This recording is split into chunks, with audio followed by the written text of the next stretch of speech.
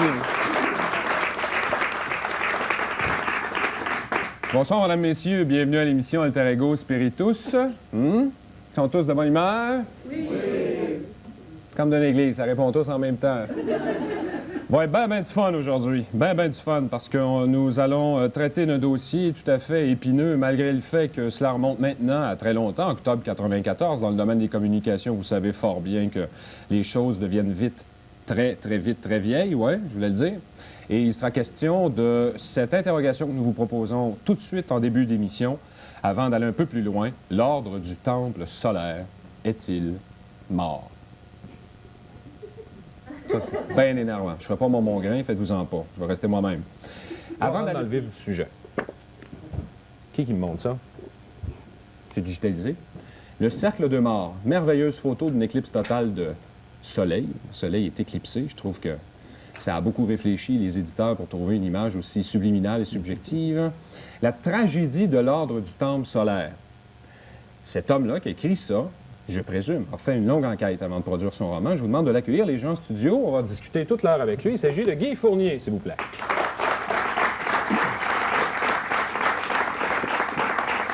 Bienvenue à l'émission Alter Ego, M. Fournier. Salut.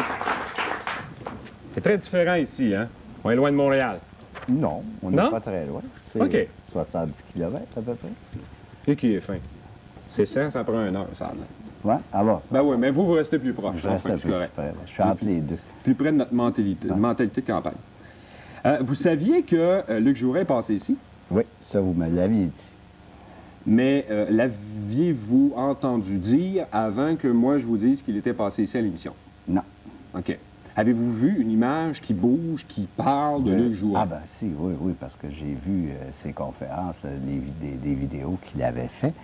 Et j'ai lu également ses conférences. Oui, j'en avais vu. Oui. Pas mal. Oui. Bon, racontez-moi, parce qu'il y a des rumeurs qui circulent, d'autres journalistes ont fortement insisté sur le fait, justement, que vous aviez enquêté longuement avant de faire votre roman. Vous aviez rencontré des gens, membres de la secte. Bien, d'abord, c'est pas un roman, c'est plus un récit, parce qu'il y a très peu de fiction. La fiction qui est là, c'est uniquement pour d'abord, simplifier un certain nombre de choses et protéger aussi, parce que c'est la principale raison, pour protéger les personnes qui m'ont aidé, des informateurs, des informatrices qui m'ont aidé.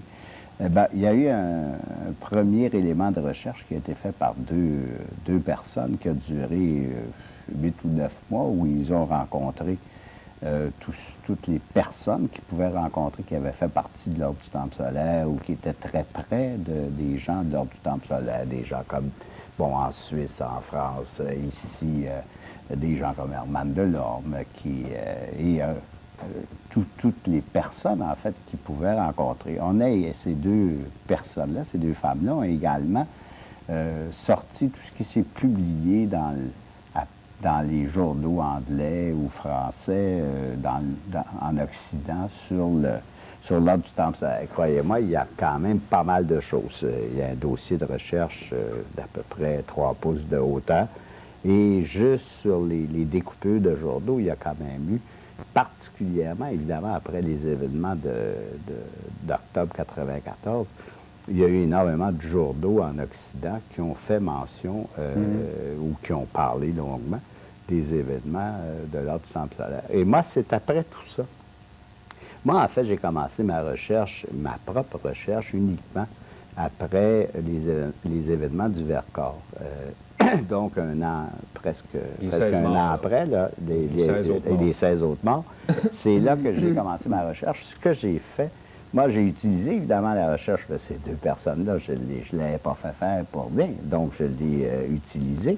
Et moi, j'ai choisi là-dedans un certain nombre de personnes que j'ai rencontrées longuement, des personnes qui me plaisaient de rencontrer et que j'imaginais avoir mieux connu Dimambro et Jouret que plusieurs autres, parce que je pense à un garçon comme Herman Delorme, qui est un brave homme, mais qui n'a jamais connu Dimambro, qui a connu Jouret de loin. Moi, j'ai essayé d'avoir, si on veut, vraiment des informations de première main, à la fois sur Jouret et Dimambro.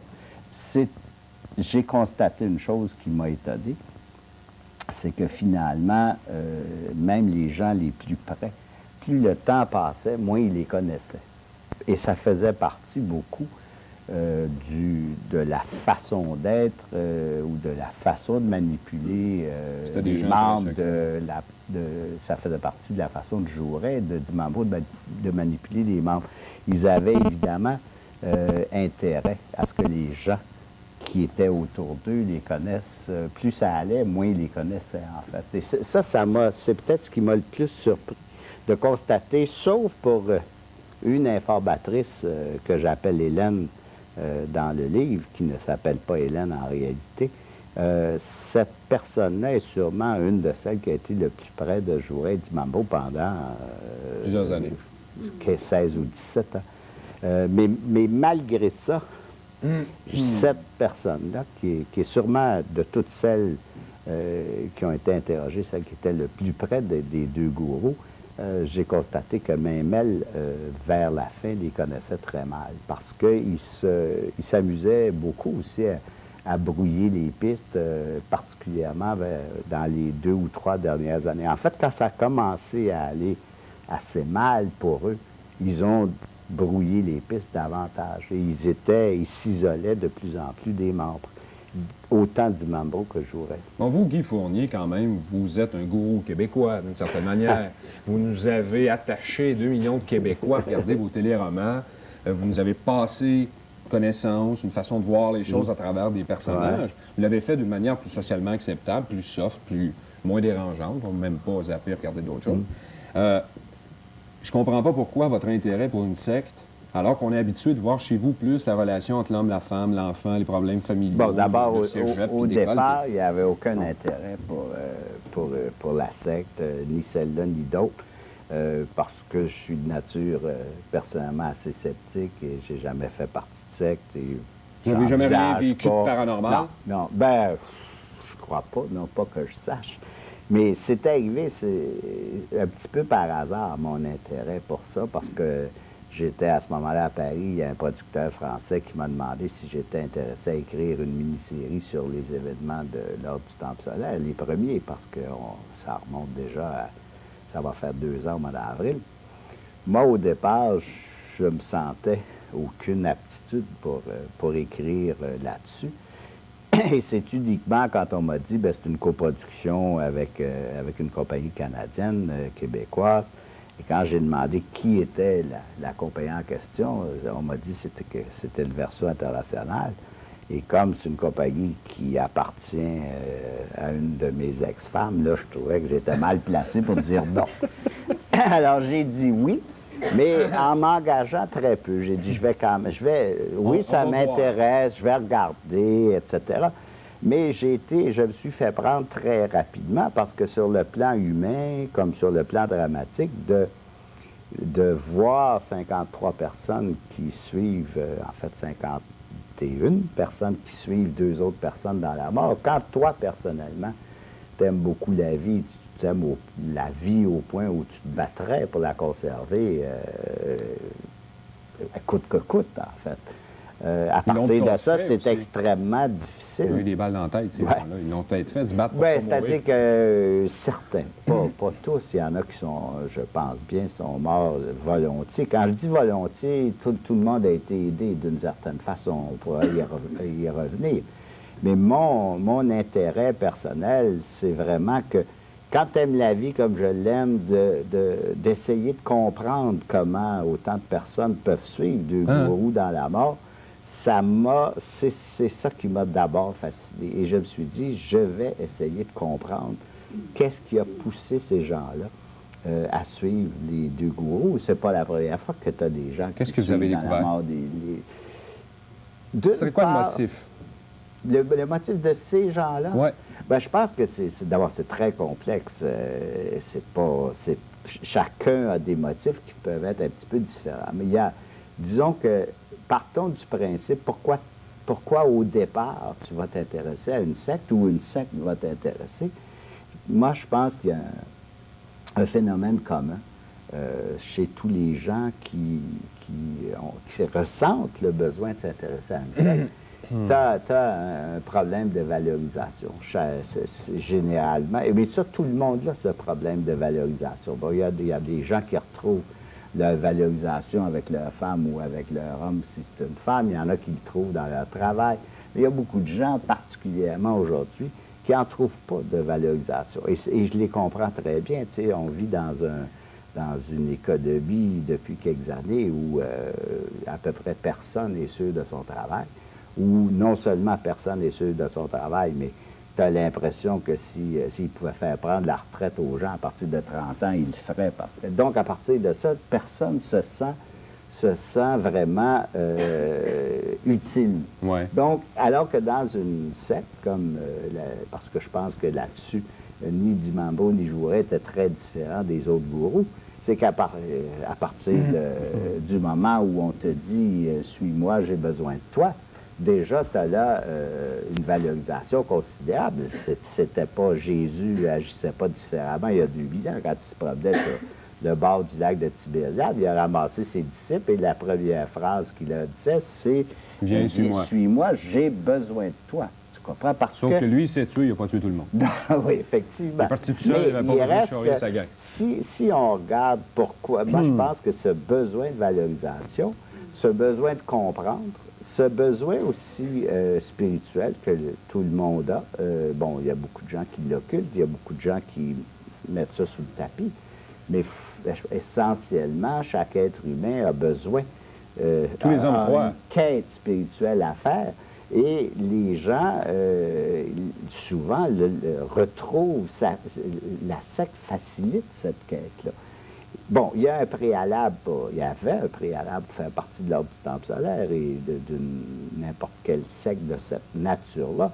Bien évident qu'au départ, il faut que tu crois à la réincarnation. Si tu ne crois pas à la réincarnation, l'ordre du Temple solaire, c'est nettement pas pour toi et tu ne peux pas marcher dans le... Tu ne pouvais pas marcher dans le discours ni de Jouret ni de Dimambro. C'est ça qui m'a sauvé la vie, du moment où, au préalable, tu décidais, tu ne crois pas à la réincarnation. C'était ça le préalable, tu comprends? Pour revenir à votre question, pourquoi qu'est-ce qui a motivé ces gens-là? Ben moi, je dis, dans l'ensemble, il y a évidemment eu ce besoin de valorisation, ce besoin de fraternité aussi, de solidarité que tu retrouves dans une secte et qui est de plus en plus difficile à retrouver ailleurs dans le monde. C'est ce même besoin que, tu sais, on se demande des fois pourquoi il y a des carmélites. Les carmélites, elles font une quête spirituelle, elles se sentent solidaires, elles vivent une fraternité qui est tout à fait hors du commun. Et c'est ce que les gens de l'ordre du Temple solaire ont vécu jusque dans, je dirais, jusqu'au dernier moment. Je vais quand même vous avouer qu'il faut trouver un coupable. Là, tout le monde trouve le coupable, cherche le coupable. Qu'est-ce qu'on doit condamner? Est-ce qu'on doit condamner le gars qui fait le Big Mac parce que c'est du fast-food, il y a des gens qui en mangent?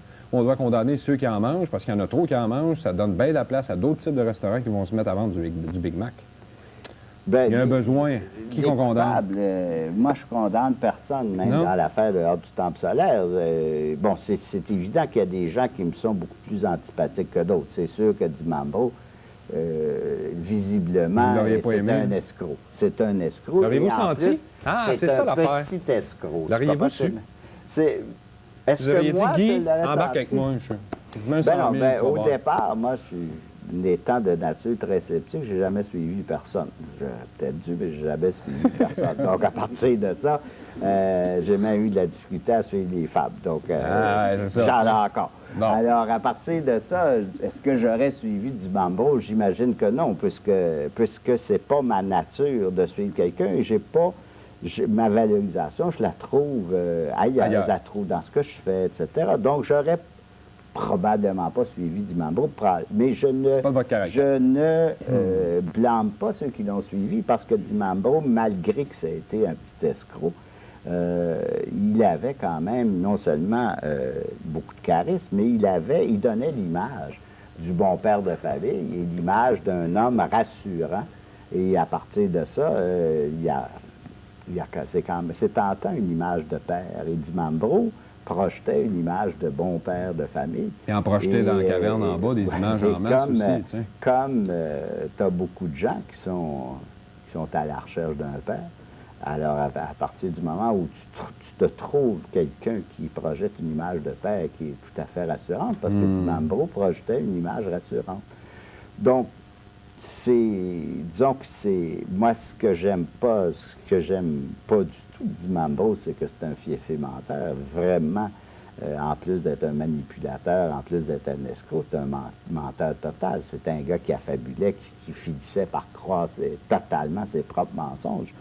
Par ailleurs, je dois dire que j'ai beaucoup de respect pour Jouret, que je trouve un être pur, un gars qui a cru totalement, qui y a cru totalement. Un aveugle. D'accord, je peux pas, c'est un genre de psychopathe, évidemment, quand tu entraînes autant de monde dans la mort. Mais au moins, il y avait chez Jouret une pureté que tu ne retrouves pas chez Avez-vous vu son regard? Pas chez c'est un regard croisé le regard de Jouret. Ouais. Mais ce qui est le plus surprenant de Luc Jouret... Pardon? Il nous rentre bien plus dedans que James Coffey. Ouais. Mais le plus surprenant de Luc Jouret, c'est qu'il réussissait beaucoup mieux avec un public que de personne à personne, parce qu'il avait un côté méprisant et hautain que les gens d'homme à homme ou de femme à Jouret avaient beaucoup plus de mal à accepter. Mais dans une condescendant, comme ça, il réussissait très bien à convaincre les gens. Et il faut dire que son discours était loin d'être totalement nul. Moi, la seule chose que je reproche à personne, mais que je pense que si chacun avait fait l'effort que j'ai fait, de mettre bout à bout tout ce que Jouret a écrit, de le lire, d'écouter toutes les conférences de Jouret, les gens auraient réalisé que c'était plein de contradictions. Mais à partir du moment où tu n'entendais qu'une conférence de Jouret ou qu'un certain nombre de conférences de Jouret, ou que tu lisais certains écrits de Jouret, mais sans les mettre en perspective avec l'ensemble de ce qu'il disait ou de ce qu'il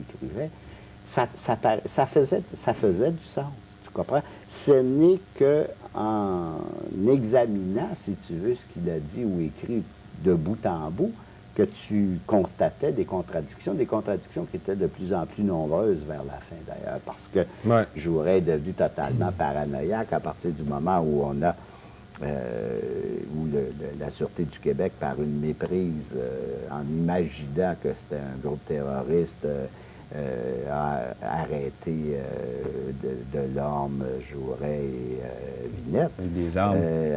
Avec des armes qui n'étaient pas, de toute façon, qui n'allaient pas servir des fins terroristes. Et à partir de ça, Jouret est devenu très paranoïaque. Et là, il avait l'impression qu'il y avait toutes les polices du monde à ses trousses, ce qui n'était pas forcément le cas. S'il s'était tenu tranquille, ça se serait éteint assez rapidement. Je dois vous faire entendre un extrait maintenant, pardon, d'une conférence tenue à Québec en novembre 1989, où juste avant que Jouret intervienne, parce qu'il arrivait de Paris, il était bien près à Montréal, on lui a payé un beau petit billet d'Air Alliance pour s'en venir à Québec, tu sais. Il a eu bien du fun. Et ça a tout prix qu'il a bu notre verre d'eau parce qu'il ne l'avait pas nettoyé avec des filtres en censeur. Chose certaine, il y a un bonhomme qui était là, un magicien, qui a truqué une opération style guérisseur philippin, qui sortait les intestins puis le sang, puis il a été bien insulté de ça. Alors là, j'ai comme coupé ce bout-là, mais je voulais vous le dire pour que vous compreniez dans quel contexte ce qui va suivre a été dit. Et bizarrement, c'est des années plus tard que je découvre ça, le discours qu'il tient est en tout point la formule introductive, la fabrication du produit qui va servir à endormir temporairement les 51 autres personnes avant le massacre que l'on a connu à Grand-Sur-Salvant, Chéry, puis plus tard dans le Vercors. Écoutez ça, c'est une 4 minutes à peu près. C'est assez épeurant. Et regardez ses yeux. Ici, je pense que si les gens sont là, c'est qu'ils ne sont pas encore morts. Enfin, je pense.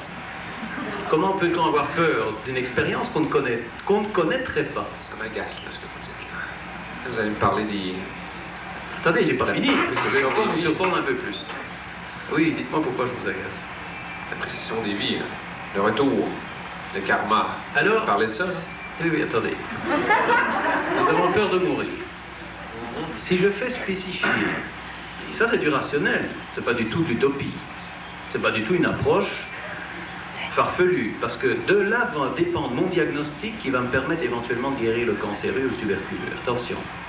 Il y a un rapport extrêmement étroit entre la peur de mourir, déformation dans l'amour, n'importe quoi, et le trouble fondamental qui m'accable à un des niveaux particuliers de l'homme.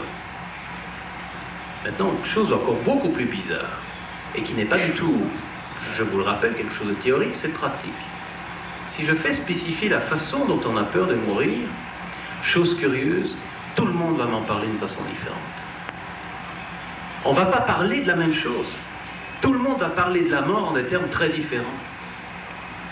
Je vais vous donner des exemples précis. Je vais avoir peur de mourir la nuit quand je suis seul à 2 heures du matin. À 2 heures du matin, oui. La mort, la peur de la mort à 11 heures du soir, quand je suis seul, c'est pas la même chose. Vous avez des gens qui se réveillent à 2 heures du matin. Comment ils se réveillent? Ils paniquent, ils ont peur de mourir. À 11 heures, ils dormaient. Vous avez des gens qui ont peur de mourir à 3 heures du matin. Vous avez des gens qui ont peur de mourir à 4 heures du matin. Vous avez des gens qui ont peur de mourir à 2 heures de l'après-midi. Vous avez des milliers de façons d'avoir peur de mourir. Et alors, chose encore beaucoup plus troublante, quand on va au fond des choses, parce que vous savez qu'il y a des angoisses de la mort qui sont réellement obsessionnelles et qui empêchent les gens de vivre réellement. Ouais, eh bien, il faut quand même les aider. Moi, je veux bien que le psychiatre va les aider, ils seront contents, ils n'auront plus peur, mais ça ne changera pas le problème. Il y a une autre façon. Si je vous disais que, prenons, c'est comme ça que l'homéopathie a été trouvée. On prend 100 personnes bien portantes. Et je prépare, vous connaissez l'arsenic, c'est un poison violent. Eh bien, je prépare une dilution infinitésimale d'arsenic. Je prends une goutte d'arsenic que je vais diluer, donc une goutte sur 100 exposants 10 000. On est dans le monde de l'infiniment petit, il n'y a même plus un atome, il n'y a plus rien. À condition de dynamiser les solutions. Je n'ai pas le temps de vous expliquer comment on le fait, mais c'est extraordinaire cette réflexion-là, parce que c'est ça qui m'a guidé vers la recherche dont je vous parle. Et je vous reparlerai après des guides et des médiums et tout ça, parce que ça aussi c'est inscrit dans le même processus. Si je prends cette dilution d'arsenic, ok, donc je suis dans une dynamisation d'une énergie pure, je ne suis plus du tout dans l'arsenic matériel.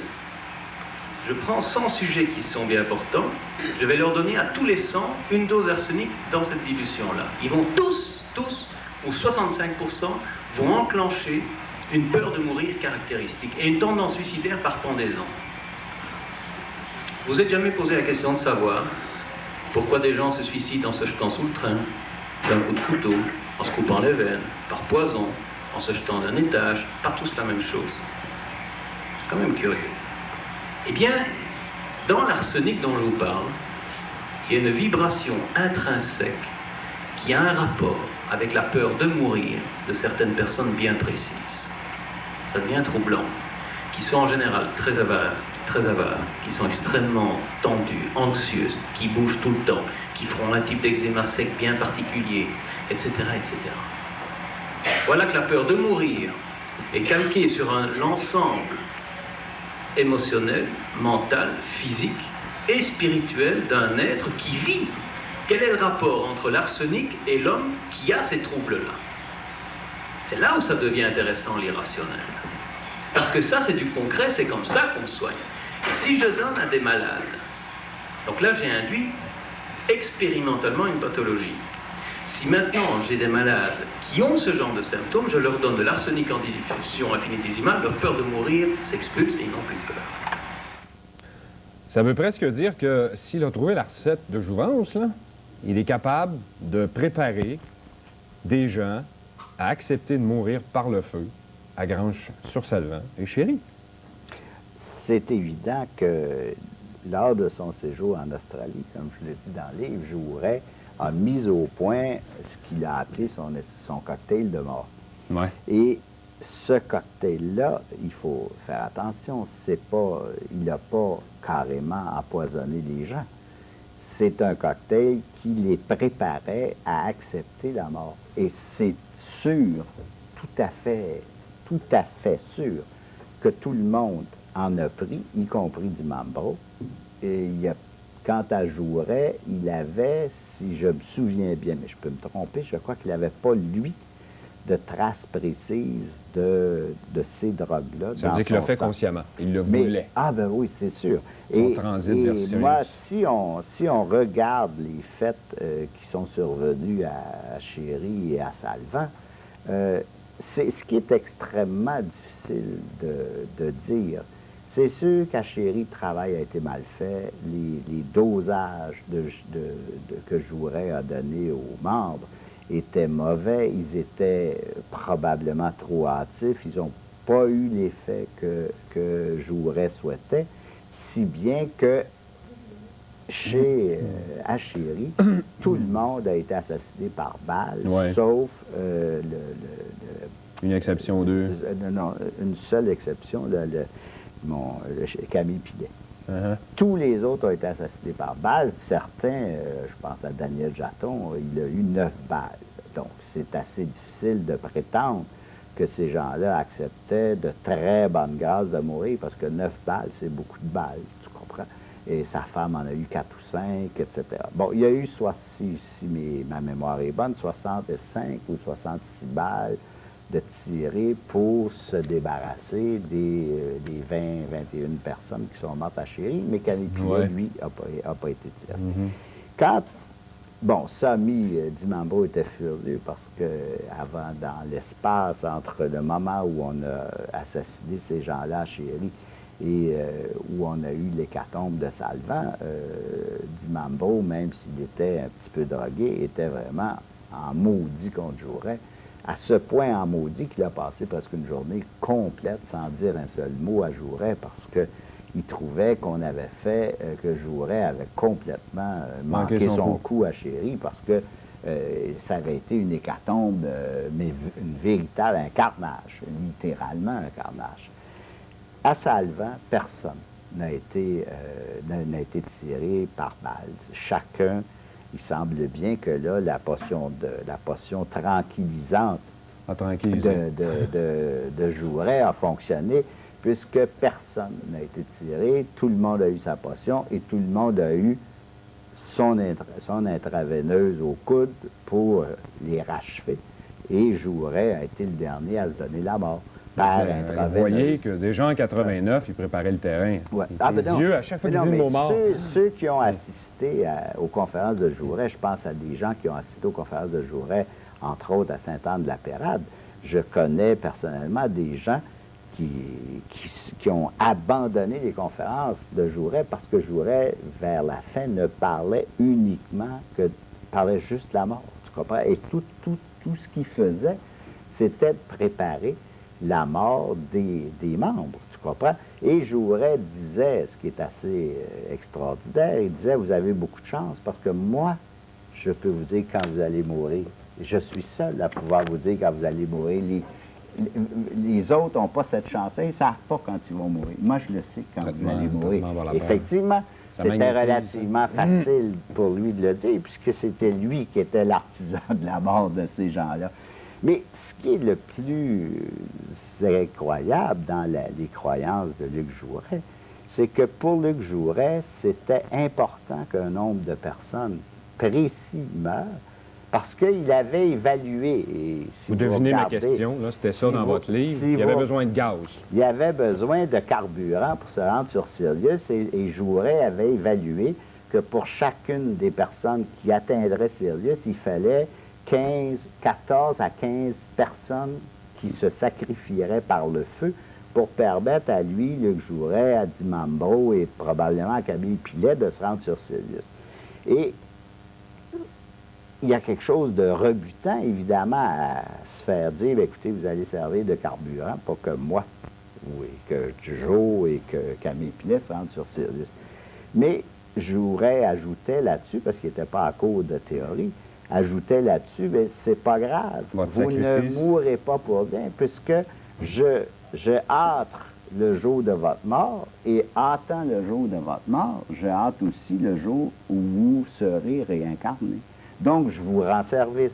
Vous me rendez service parce que vous me donnez le carburant qu'il faut pour que je me rende sur Sirius, et moi, je hâte le jour de votre mort, ce qui vous permettra d'être réincarné plus vite, et un jour ou l'autre, d'autres personnes serviront de carburant pour vous. Mais si vous écoutez ce que Luc Jouret a dit, d'où notre question.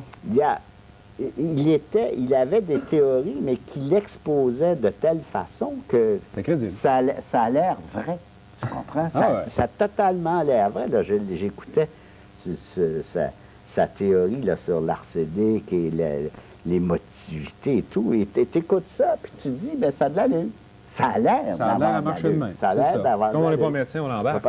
Mais moi, ce qui m'étonne, ça, puis personne n'en parle, à Massala, quand les Romains sont rentrés dans le village des Juifs et qu'ils les ont tellement omnubilés par leur présence et agacés spirituellement par leur présence, qu'ils ont fini par tous s'immoler, les 900 qui sont morts, ont subi une pression extérieure. Ça a été la même chose avec la secte de Jim Jones en Guyane française. C'est par des pressions extérieures de la CIA et un ministre à l'enquêté qui ont décidé de se cyanuriser à coups d'innocents presque 1000. La secte de Waco, encore une fois, une bêtise humaine terrible. Le matin, il faisait son jogging avec sa femme dans la rue. Il avait juste à le pincer là, mais il a entendu qu'il rentre dans sa maison, il met du rock à pleine tête, de la lumière 24 heures sur 24, pour aller renchérir son mécanisme de foi où il disait, bien, écoutez, vous l'entendez la musique, vous la voyez à lumière, c'est ça l'Apocalypse, je vous l'avais dit, ils sont tous flingués. Et là, l'OTS se flingue. 3 fois sur 3, ça commence à être bon. Il y a des hypothèses à l'université qui sont travaillées là-dessus et qui prétendent justement que les groupes qui s'auto-éliminent comme ceux-là subissent une pression extérieure. Notre question, lors du temple solaire est-il mort? Est-ce qu'il y aurait des groupes plus puissants derrière ça qui ont fait suffisamment de pression pour en décoller 69? Vercors compris. Moi, je dis non. Je Croyez pas ça? Non. Ils sont tous morts. Ah, si. Ben, c'est-à-dire qu'il reste des sympathisants. Il reste un chef qui aurait pu être le chef, qui est le gourou. Tabachnik est vivant. Ben oui, Tabachnik est vivant, mais il est passablement neutralisé dans le moment. Avez-vous vu l'article là-dedans? C'est lequel, ça? C'est le dernier? Paris Match de novembre. J'ai dû le voir. 5 décembre 96. Ouais. Avez-vous vu l'article là-dedans? Voici, mesdames, messieurs, les photos officielles. Tabachnik agenouillé devant Dimambro en train de communier. Ouais. On va-tu... qui me les monte en gros plan? Parce que c'est pas évident. Regardez-moi, là, côté ici, là, je veux qu'on les monte. Ça, c'est Dimambro. Ça sent bien. Dimambro est ici, OK? Il est là. Ça sent bien. On va l'avoir. OK? Tabachnik, le grand chef d'orchestre suisse, là. C'est ça. En haut à gauche, complètement, on voit la face de Luc Jouret. Regarde bien, on tourne. L'enfant sacré. Cette petite fille-là ne pouvait pas sortir dehors sans son chapeau, pas subir des ondes cosmiques négatives. Et puis, on voit ici Dimambro, regardez-y à la face. Trop rassurant, ça. Avec l'enfant cosmique que personne qui la gardait n'avait le droit d'approcher en dedans de 10 mètres. Fatigant, ça, quand ça fait un caca dans ses shots.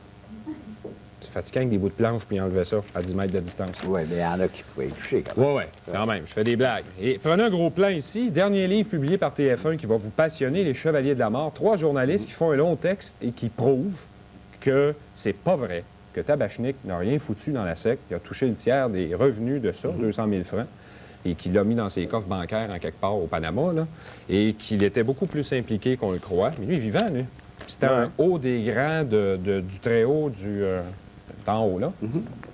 Il ne reviendra pas, lui, avec sa gang. Il ne nous donnera pas un petit coup par l'arrière, puis moi, personnellement, ma théorie, c'est que lors du temple solaire, il reste des sympathisants. Lors du temple solaire est totalement désorganisé. La seule personne qui aurait pu vraiment prendre les choses en main, c'est Tabachnik.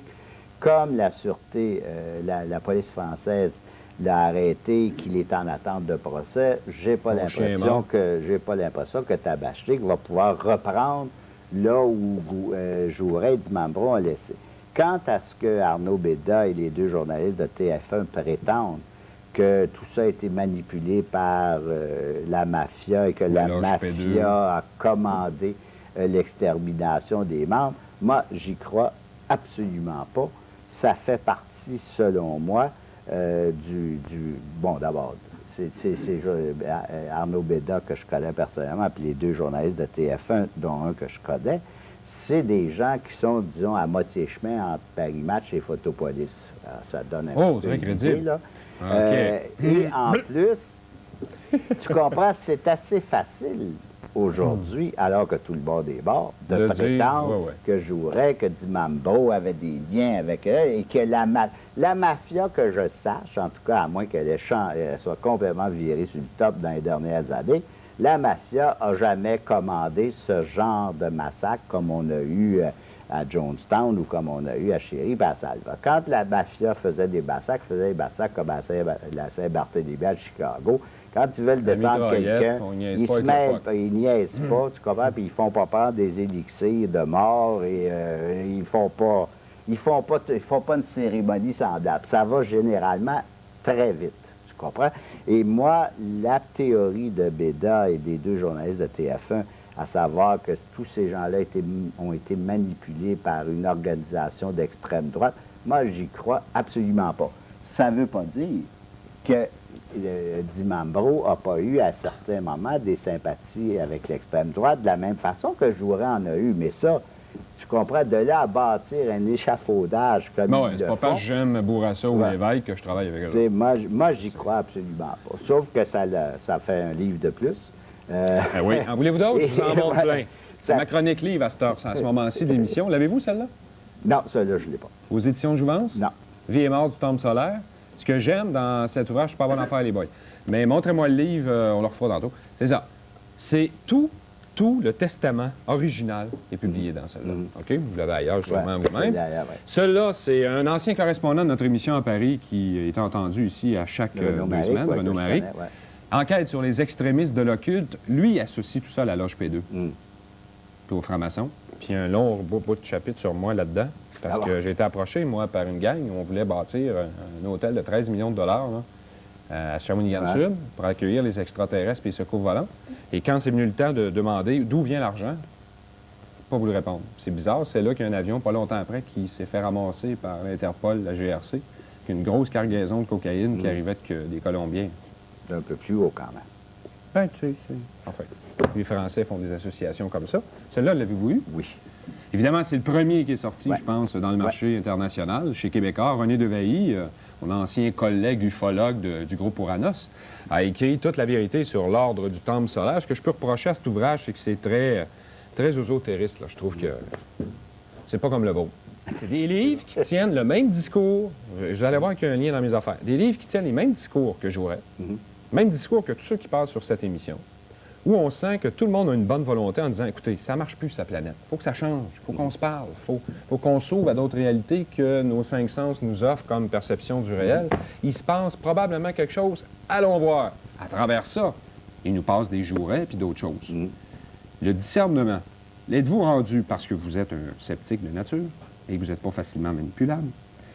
À faire le livre que vous avez fait, est-ce que vous en êtes arrivé à conclure que tout ce qui se dit dans le domaine de l'ésotérisme ou de la parapsychologie, c'est du gros CA-CA?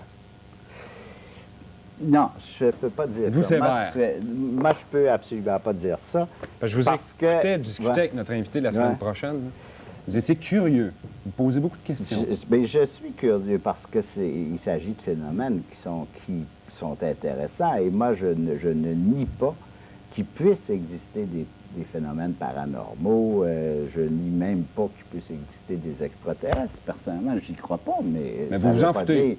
Honnêtement, non, je m'en fous pas forcément. Non, je m'en fous pas forcément. Mais comment être intéressé puis de sceptique? Comment vous pouvez être si ambivalent? Je suis curieux, tu comprends? Et je serais très heureux si on m'apportait des preuves d'un certain nombre de choses. Je serais très heureux, je serais tout prêt à le croire, tu comprends? Mais encore faut-il qu'il y ait des preuves. Parce que ce que vous me dites, tous les livres que vous avez sortis là, c'est vrai que c'est pas très convaincant. Tu comprends? Il n'y a pas de quoi fouetter un chat. À moins de lever.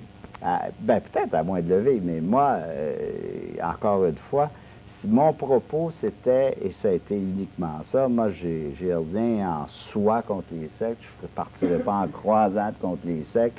Moi, il y a beaucoup de sectes, il faut bien s'entendre, qui sont assez inoffensives. Beaucoup de sectes, vous dites? Il y a beaucoup de sectes qui sont assez inoffensives. Il y en a d'autres qui sont plus dangereuses. C'est évident qu'à partir du moment où tu fais partie d'une secte millénariste qui croit qu'au changement d'un millénaire, ça va être l'hécatombe. Ça s'en vient. Disons que c'est un peu plus... Tu devrais te poser un certain nombre de questions. Tu risques que ça soit une secte un peu plus dangereuse. Mais généralement, qu'est-ce que ça fait, les sectes? Ça coûte cher. C'est à peu près... C'est à peu en tout cas, l'ordre, ça coûtait cher. Bon, mais ça rassure aussi beaucoup de gens. Tu comprends? Tu sais, je regarde les mounistes, je regarde l'Église de Scientologie, je regarde les témoins de Jéhovah, Libéralement. Règle générale, ces sectes-là coûtent assez cher. Tu comprends? Parce qu'au moins, dans l'Église catholique, quand tu payes, tu peux payer ou pas ta dîme, puis on ne t'exclura pas de l'Église. Mais je te défie, si tu ne payes pas ton dû à une secte, je n'ai pas l'impression que tu vas rester dans la secte très longtemps. Le curé C'est à vrai, l'Église, ça. il risque de t'endurer jusqu'à la fête de tes jours. Il va même te faire des funérailles à l'Église, ben si tu n'as jamais payé de dîme. Tu comprends? Puis ils vont même te rentrer dans son cimetière. Oui, il va même te rentrer dans son cimetière. Les sectes sont un peu plus, en règle générale, sont beaucoup plus exigeantes. Quand tu Ben, faut arrêtes que tu de sois membre en règle payer, aussi. tu arrêtes d'être mort. Tu comprends? Et donc... Ça, vous êtes en train de me dire que c'est votre mesure à vous? Non, mais... Ça, c'est votre mesure? Cela dit, moi, je pense que tu as des gens... Il y a un certain nombre de sectes qui peuvent aider des gens à se revaloriser, qui peuvent les aider à croire en eux. Mais moi, mon seul principe, c'est de dire aux gens qui voudraient ou qui font partie de secte, moi, je dirais, soyez prudents.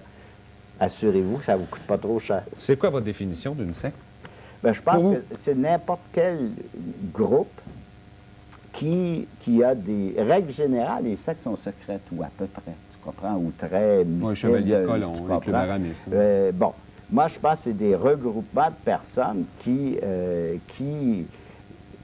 ont toujours à leur tête, toujours, un gourou ou des gourous, qui, règle générale, profitent assez largement des membres, qui font beaucoup de sacrifices, parce que si tu regardes... Mais ça ressemble au gouvernement, ça?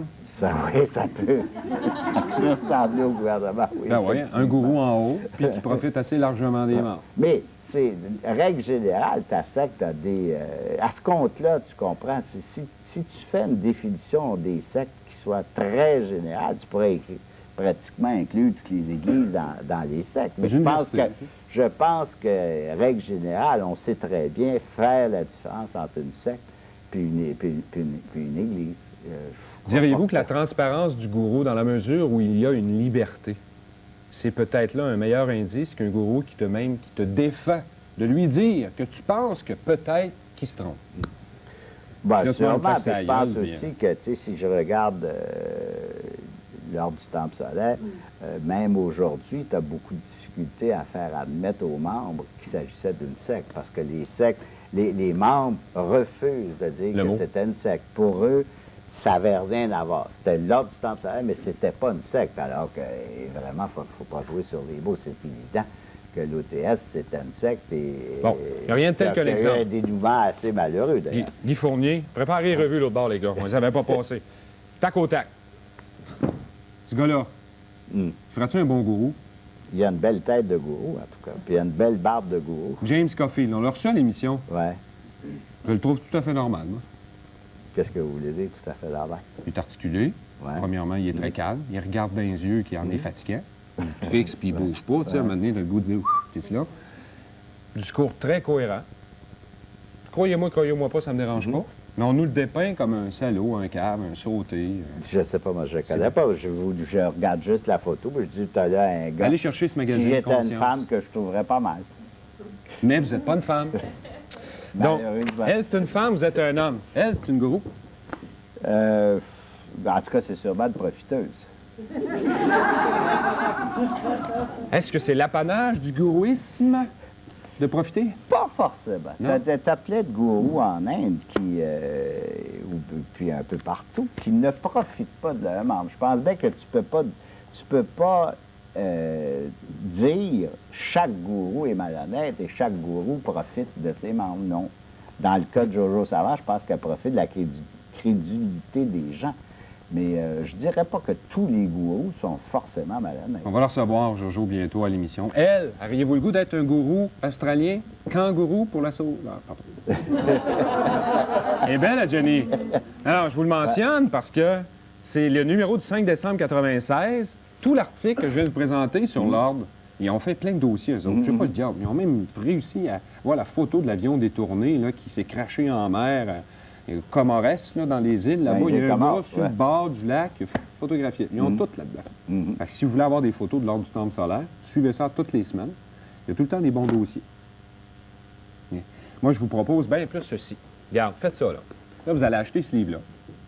Vous allez aller voir dans les librairies, bibliothèques municipales pour ne pas les acheter parce que ça va venir cher si vous les achetez toutes. Là. Allez lire lui. Dans les librairies, OK, normal. Là, tout ce que je vous ai montré tantôt, puis là, vous tombez dans lui. Moi, c'est là où je pensais que c'était un roman. Parce que vous dites à l'avertissement au début, bon, il y a du 50 vrai, 50 faux, mais j'ai enquêté, je me dis, bon, là, c'est fatigant parce que moi, je lis, puis j'essaie de trouver le 50 de vrai. Puis le 50 de faux. Là, vous vous mêlez dans les chiffres, mon cher En François. plus, c'est 75-25. J'ai dit qu'il y a à peu près 15 de fiction au maximum. Tout le reste, c'est D'où tout le ça. récit plus que le roman. C'est Ben pour ça oui, que vous c'est vous un incitez récit. sur le récit. Oui, parce que c'est pas un roman. Mais ça se De lit comme toute un roman. façon, ça se lit comme un roman, mais c'est pas un roman. Christy, comment vous avez fait pour apprendre à bien écrire de même? Honnêtement, C'est une certaine habitude. ça vous prend combien de temps écrire ça, un enfant de même? Là, ne comptez pas toute la recherche. Là, je sais que vous allez me dire 15 ans, là, mais Ça a pris, Écrire, ça là. m'a pris 3 mois et demi. ça vous prend malgré tout 3 mois et demi. Ça a pris 3 mois et demi à 10 heures par jour, 7 jours par semaine. Ouais. Ça a été difficile. Là, vous arrêtez de vivre. Quand vous écrivez, c'est fini. Achetez-les-moi Dans ce plus, cas-là, plus de j'ai téléphone. carrément Ciao. arrêté de vivre oui, parce que je suis pas sorti de l'été. Vous aussi, parce vous que avez j'étais manqué de totalement coincé par ça. Oui, c'est ça. Mais nettement, ça, j'exclus la recherche, là, que quand même. Ah oui, bien, Juste ma propre recherche personnelle a pris presque 2 mois. je vous l'ai donné, l'avez-vous lu? Oui, je l'ai lu, mais pas en entier encore. Parce que tout le contenu de ça a été corrigé. Vous avez vu les fautes. Moi, j'ai honte. J'ai donné la première édition à Guy Fournier, puis il y a des fautes là-dedans. J'étais sans connaissance. L'autre, la deuxième édition, il n'y en a plus.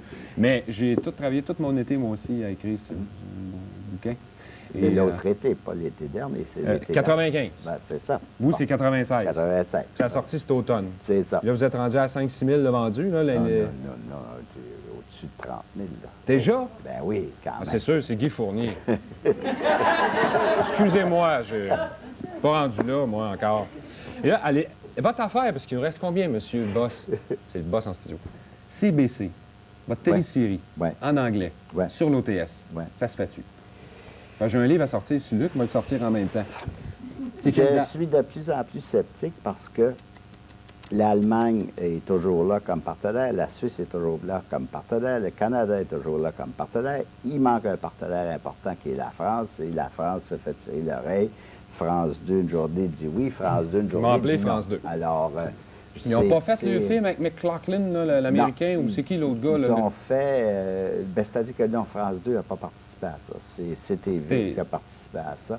Et je pense que les Américains ont participé également. Je ne sais pas. Moi, je souhaite que ça se Qu'est-ce fasse. que vous aimeriez? J'aimerais bien être payé. Ben oui. mais- Mais c'est quoi vous attendez? Quelqu'un qui a de l'argent, un mécène, qui est pas embarqué là-dedans, qui C'est-à-dire voudrait que moi, contribuer? personnellement, j'attendais. C'est le producteur qui attend. Moi, je ne participe pas au financement. Moi, j'ai écrit le texte. Alors, Puis vous êtes payé pour la rédaction du texte, pointe à la ligne. payer un Concept petit peu. art. Un petit peu. Si ça se fait, je serai payé pour vrai. Pour l'instant, c'est une avance, disons, qui n'est Exécrable. pas, Enfin. pas inconfortable, mais qui Ça est doit pas. qui est On non s'appelle plus Guy Fournier. payable. On ne doit pas travailler à 15 cents de l'heure. Chose certaine. Moi, qu'est-ce que je voulais dire? Hey, je l'ai dit que j'avais une fille, il me fait des signes, puis ça m'énerve. Je l'ai mangé. Pardon? Oublié. Je l'ai mangé, ce que je voulais dire. Ah bon? Ah, C'est OK. important. Bon, C'est important. ben ça va. C'est en voir rapport avec. avec votre télésérie. Ah oui. Si je vous permettais de voir le 2 heures total de conférence de Jouret, est-ce que ça aurait pu changer quelque chose dans le scénario que vous avez développé pour la télésérie? J'ai aucune idée, parce que je ne sais pas vu. Christy, mon nom aurait pu être en générique. Têteux. Mesdames, Messieurs, la semaine prochaine, nous recevons M. Yves Petitclerc. Il sera question de quelque chose d'incroyable. M. Fournier a les cheveux droits sur la tête. On va parler de Ben, c'est- commandant de c'est assez vaisseau. facile, là, tu sais, Ben, ça ça va vient pas de très bien. long, là. Ben, il fait pas chaud aujourd'hui, on est bien en studio. Est-ce que le commandant Ashtar piloterait ce vaisseau long de 250 km qui gravite autour de la Terre? Puis je suis sûr qu'il est en train de se dire, l'autre bord, ça n'a pas d'allure, il a tout croché, mon affaire. Soyez là la semaine prochaine, c'est de ça qu'il sera question. Et les gens en studio, je vous demande de dire merci à votre façon la participation de notre invité miracle, M. Guy Fournier, s'il vous plaît. Bonne semaine. Salut. À la semaine prochaine. Merci, M. C'est déjà Fournier. fini? Ben oui. Ça a passé.